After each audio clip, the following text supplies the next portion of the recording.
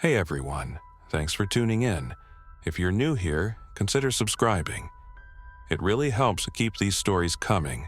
And while you're here, let me know in the comments where you're listening from. Now, sit back, relax, and let's get into the story. I was in the middle of grading papers when the first siren blared. At first, I thought it was just another safety drill, something the school did every now and then to keep us on our toes. But the way the intercom crackled to life, the urgency in Principal Carter's voice, told me otherwise. This is a lockdown. Teachers, secure your classrooms. Do not open the doors for anyone. I hesitated, staring at the old walkie-talkie on my desk.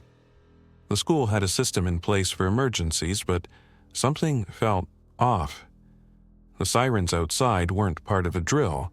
They were coming from the streets beyond the campus, and there was a growing commotion just outside my window. My classroom was on the 3rd floor, overlooking the main parking lot. That's when I saw them. Dozens of people running. Some sprinted toward the school, while others stumbled, barely able to stay on their feet. One woman fell, her hands outstretched as she tried to crawl forward. Someone grabbed her. No, not someone, something. A man, if he could still be called that, lurched toward her, his movements jerky and unnatural. He wasn't helping her up, he was pulling her down. My breath caught. Then I saw more of them, moving in waves. The screaming began. I snapped into action, locking the door and pulling down the blinds. "All right, listen up," I said, turning to my students.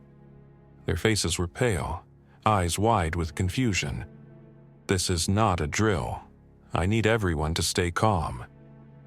A few students whispered to each other, their voices tight with worry. "Mr. Reynolds?" a girl named Sophie asked. "What's happening?" I hesitated. What could I even say? That I had just watched something unexplainable outside?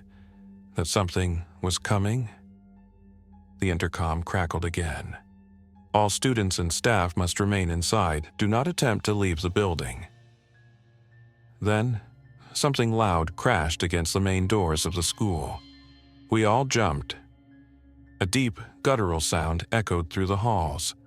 Not human, not right. My heart pounded as I turned back to my students. I had no idea what was happening out there, but I knew one thing for sure. We weren't safe.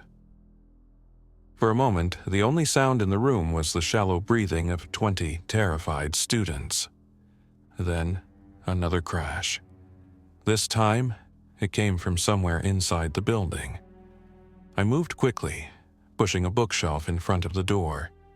It wouldn't do much against whatever was out there, but it was better than nothing. "Everyone, stay away from the windows," I whispered, my voice steady even though my hands trembled. My mind raced. Should I try to contact the main office, call for help? I reached for the classroom phone and dialed, but all I got was silence. The intercom hadn't spoken again, and that worried me. That's when the lights flickered. The entire room gasped as the fluorescent bulbs above us pulsed, dimmed, then shut off completely. The emergency lights in the hallway buzzed to life, casting everything in an eerie red glow. Something was very, very wrong. A faint tapping sound came from the hallway. It was slow, methodical. Someone or something was moving out there. A few students whimpered. I motioned for silence. Then the doorknob rattled. The tapping stopped. I took a slow step back, pressing a finger to my lips.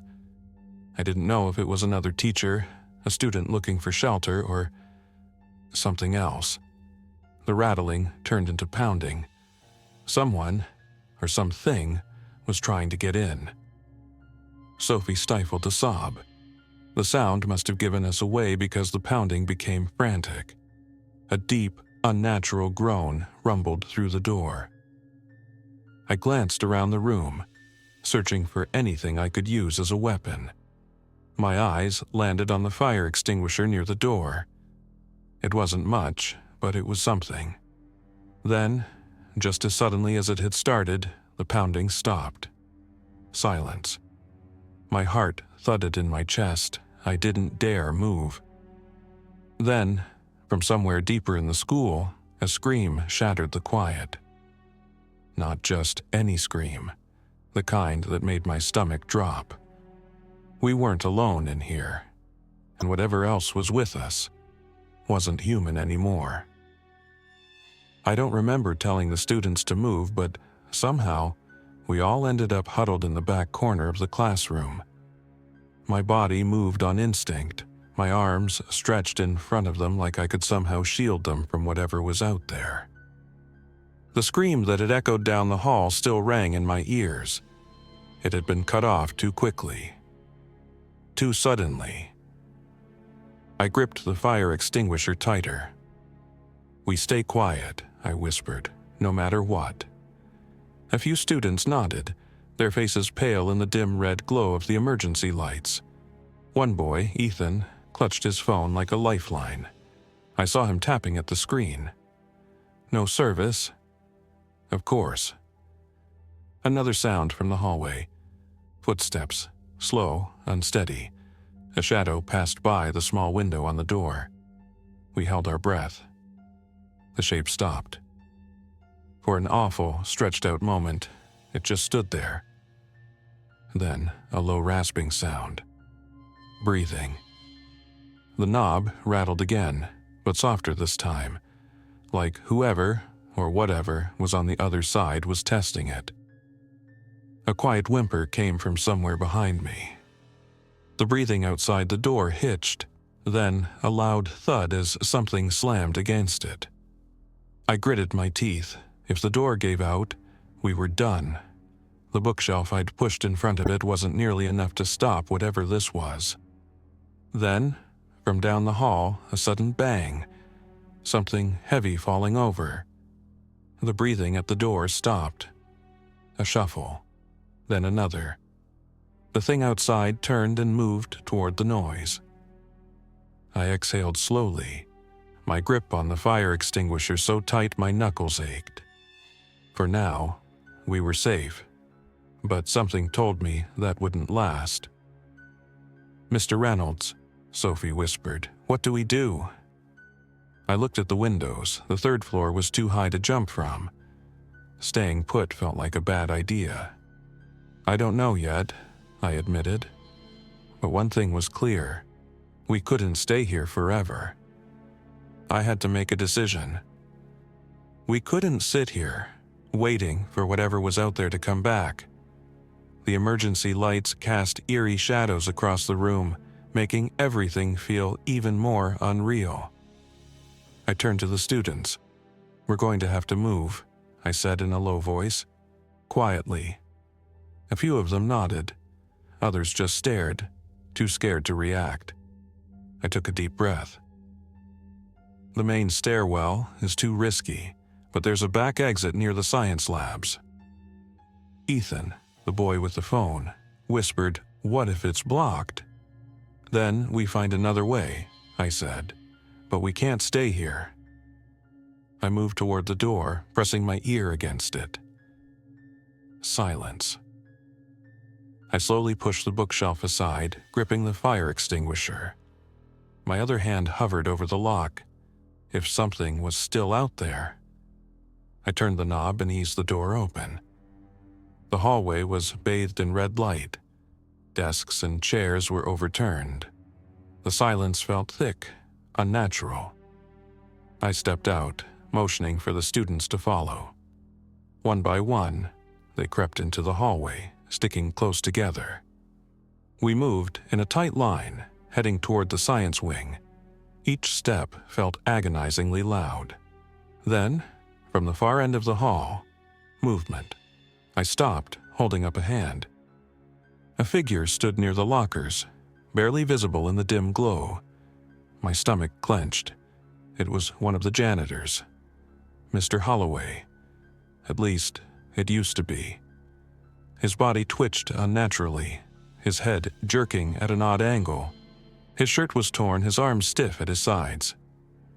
and then slowly he turned toward us. His eyes, glassy, unfocused, locked onto me. A horrible sound escaped his throat. Then he moved. Fast.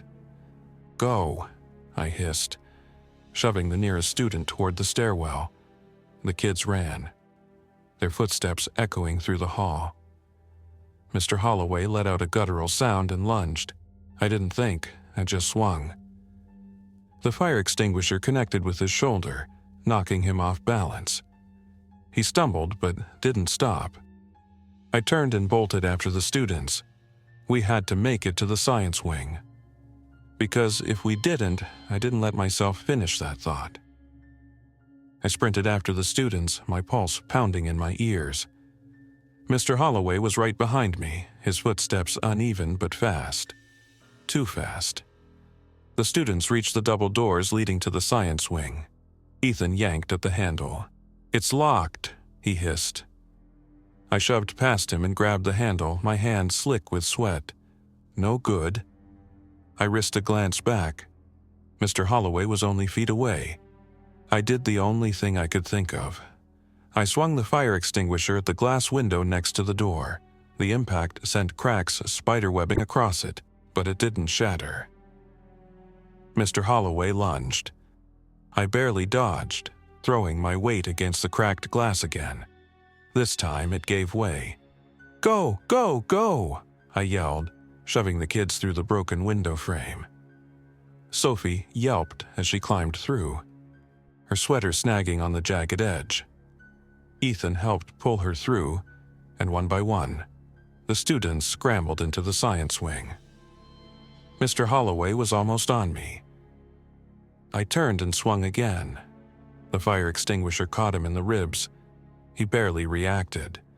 His arms flailed, his breath coming in ragged bursts. I climbed through the broken window, feeling glass bite into my hands. The second my feet hit the tile, I grabbed a chair and shoved it against the opening. Mr. Holloway slammed against the door, pressing his face into the hole I had made. His fingers scraped against the edges, reaching, grasping. Then, he let out a low growl and turned, shambling away. The students stood in a huddle, their breathing shaky. I checked my bleeding palm, ignoring the sting. "Everyone okay?" A few nods. No one spoke. I turned to the row of supply cabinets lining the walls. I knew the science teachers kept emergency kits in here, maybe even there. I yanked open a cabinet and grabbed the emergency flashlight. The beam cut through the dim light, illuminating the lab tables and chemical storage closets. We needed an exit. "There's a stairwell at the end of the hall," I whispered. "It leads to the back doors." Sophie clutched my sleeve. What if they're outside? I didn't have an answer, but I knew one thing for sure. We couldn't stop now. We moved carefully through the science wing, our footsteps nearly silent against the tile. The air smelled faintly of chemicals, a sharp contrast to the stale, metallic scent that lingered in the hall behind us. The stairwell wasn't far. If we could make it there, we might have a real shot at getting out. I kept the flashlight low, sweeping it across the floor rather than the walls, afraid to draw attention. Then I heard it. A slow, rhythmic thump from deeper in the wing. I froze, holding up a hand. The students halted behind me, their breathing barely audible. The sound was coming from one of the chemical storage rooms. Thump, thump, like something, or someone, was trapped inside. Ethan shifted beside me. What if it's... I shook my head. We weren't opening that door. I motioned for the students to move, and we crept forward, past the storage room. The thumping stopped. Silence. Then bang. Something inside the storage room slammed against the door with incredible force. The walls shook. A muffled, garbled sound followed, a noise that didn't belong to anything human. Sophie clapped a hand over her mouth, her eyes wide. I ignored the pounding in my chest and pressed forward. We reached the stairwell door. I grabbed the handle and turned. Unlocked. A quiet sigh of relief passed through the group. I eased the door open, revealing a dimly lit stairwell leading down. No movement, no sounds. I stepped inside first, motioning for the students to follow. As we descended, my mind raced. The main entrance was a no-go. The hallways weren't safe, but the back exit, that was our best chance. We reached the bottom landing. A single metal door stood between us and whatever was outside. A narrow window was set into the frame. I hesitated, then stepped closer. Something moved past the window. I stopped breathing. The figure outside was slow, dragging one foot behind the other. It didn't seem to notice us. I turned to the students, lowering my voice to a whisper. "We're almost out." Their expressions were a mix of hope and fear. I just prayed that once we stepped through that door, we weren't walking into something worse. I pressed my hand against the cold metal door, watching the figure outside shuffle past. It didn't look in our direction. Didn't react. That was a good sign. I turned to the students, speaking barely above a whisper. "We have to be silent, no sudden movements. Stay low and stick together." They nodded. Some clutched each other's hands, their faces pale with fear. I took a slow breath and pushed the door open just enough for us to slip through. The night air hit me like a wave, cool but heavy with an unnatural stillness. The parking lot stretched before us, bathed in the weak glow of flickering streetlights. Dozens of abandoned cars sat at odd angles, some with doors wide open. A few had deep dents, like something had slammed into them. And scattered throughout, figures, moving sluggishly, unaware of us, for now. I motioned for the students to crouch low as we moved toward a row of parked cars.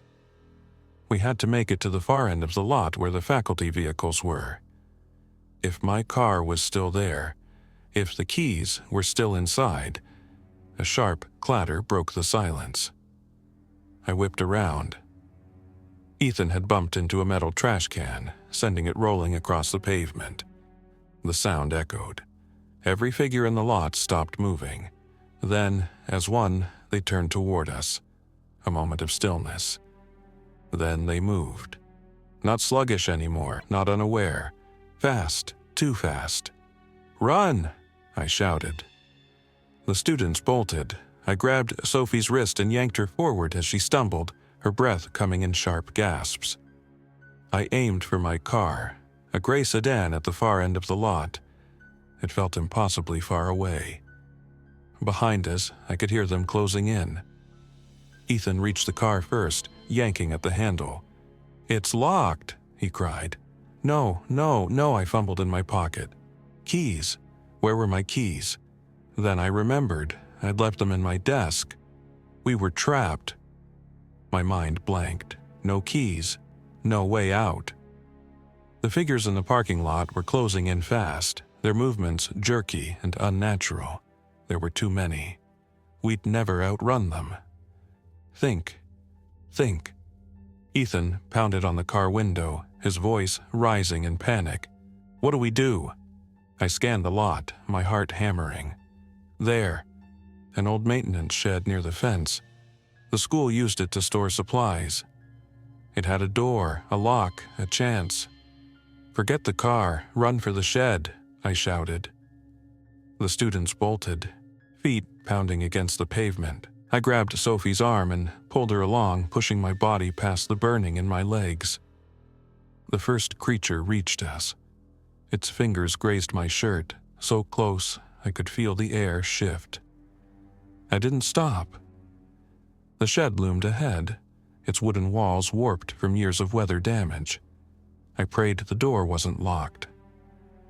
Ethan reached it first, yanking the handle. The door gave way.